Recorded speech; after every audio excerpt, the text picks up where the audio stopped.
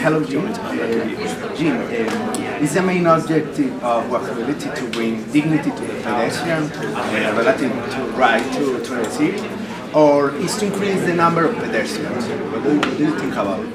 Well, I think in most cities people are already walking, and I think because we don't measure it, it becomes an invisibleness that is something we need to change in the way that we manage and monitor the way that we look after our cities. So I think yes, it's about increasing pedestrians if possible. But I've spent 20 years looking at these things, and cities have been ringing me in the global north, in Europe and North America, saying, how can we remind people to walk? And I've spent a lot of time, we've spent a lot of effort, money, campaigns to remind people that it's going to be a nice thing. But in the global south, in areas around Latin America and Africa and Southeast Asia, I'm going to these cities and they have 75-80% of people walking already. And I'm thinking, hang on a minute, we don't need to remind anybody to walk. What we need to do is just give them some basic policies and infrastructure. And I think every city I go to, there is walking going on. But last week I was in Antwerp, as an example, in Belgium. And the mayor said to me he had 3% of people walking. And I said, I don't believe you. You're a medieval city surrounded by a wall. It was built 600 years ago when there were no cars.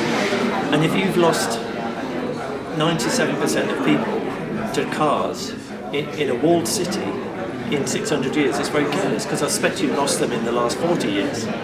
Now, you need to go back and measure that, because you've got Shopping Street here where you tell me you've got 2 million people a year walking up and down it, and those shops like Starbucks, H&M, all the international stores would not be there if you didn't have the footfall. So how can you tell me you've got 2 million people walking down that street, you've got all these international stores, you've got the best shopping street in Europe, and you tell me you've got 3% of people walk in your city? You need to go and measure it differently. So it's a long way of answering your question, but sometimes we get obsessed with getting people out of the car.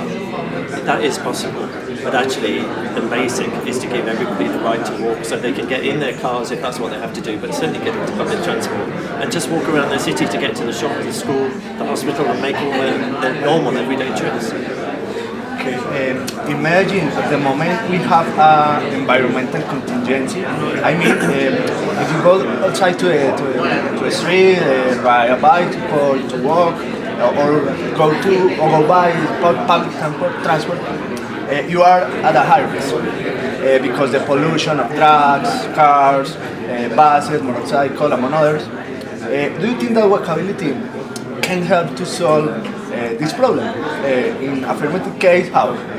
I think what's really interesting here, and I've been here for a few days now, and it is affecting me. I can feel the city, and the thing about the air, it's a bit like walking. It's almost invisible, this stuff, and yet, and we have to somehow or other make it more central in the way that we make decisions.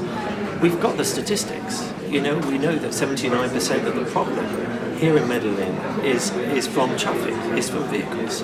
Now, in lots of other cities, they would have been much stricter than you have been in actually controlling that now.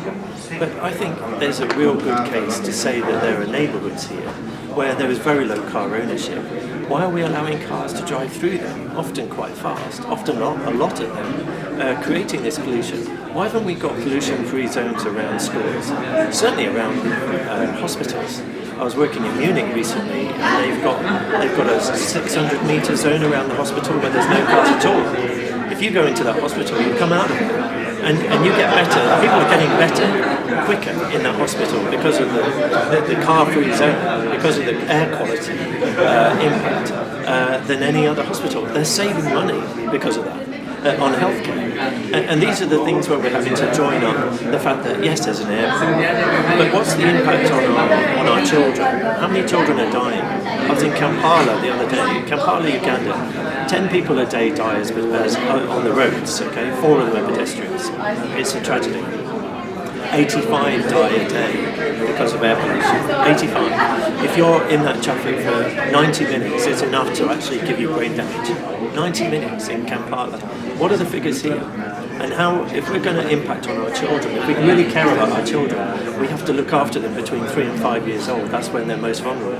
So every nursery in the whole area needs urgent areas where we make them traffic free. These are the basic things that we could do quite quickly that would be transformative, and I think would be. I don't think anyone in Medellín would disagree with it. And if I was driving a car near a nursery, and I think the community would look at me and think, how could you be killing our kids? It's like, it's just reframing the conversation.